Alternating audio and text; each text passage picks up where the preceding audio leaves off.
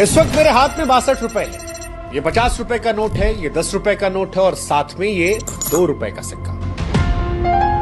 अब अगर मैं आपसे कहूं कि ये 62 रुपए जो दिखने में एक छोटी सी रकम है, ये आज आपके दिन भर की कमाई है और इसी 62 रुपए में आपको अपने परिवार का पेट भरना है और दिन भर की जिंदगी की तमाम बुनियादी जरूरतों को पूरा करना है। हंसी आ रही है ना? लग रहा होगा कि पहले दिन ही टीवी पर आकर ये कैसा मजाक कर रहे हैं, और सच भी है। 62 रुपए में हमारे देश में ना तो 1 लीटर फुल क्रीम दूध मिलता है, ना 1 लीटर अगर आप पेट्रोल डीजल लेने जाएंगे आपको मिलेगा।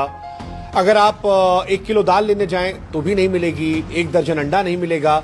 यहां तक कि मोबाइल का जो सबसे सस्ता रिचार्ज होता है महीने का, वो भी 62 रुपए से महंगा है। लेकिन यह बात जो आपको मजाक लग रही है, जिस पर आपको हंसी आ रही थी, ये उस वक्त आपको तकलीफ देने लगेगी जब आपको यह जानकारी मिलेगी कि आजादी के 77 सालों बाद भी हमारे देश में 7 करोड़ से अधिक आबादी ऐसी है जो दिन भर की ये 62 रुपए नहीं कमा पाती।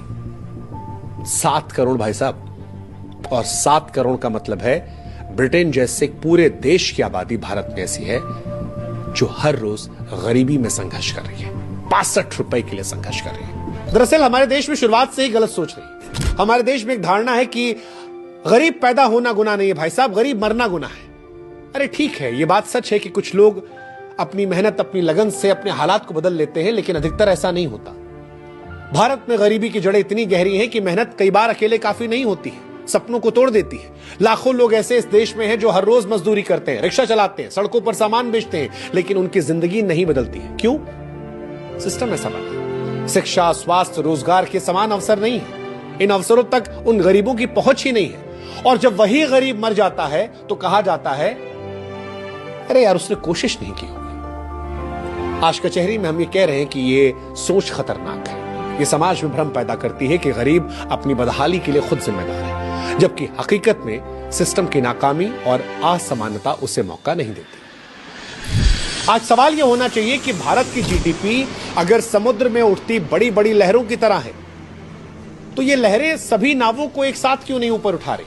ऐसा क्यों हो रहा है कि कुछ नाव तो ऊपर उठ जाती लेकिन बाकी नावों को संघर्ष करना पड़ रहा है? और यही है आर्थिक असमानता की कहानी। इसका मतलब होता है कि एक व्यक्ति के पास तो इतना पैसा हमारे देश में है कि वो ये सोच रहा है कि इस बार छुट्टी मनाने कौन से देश जाएं। और उसी भारत में एक व्यक्ति ऐसा भी है जो इस डर से डरा हुआ है कि शाम को परिवार का पेट भरने लायक पैसा कमा पाएगा या नहीं कमा पाएगा।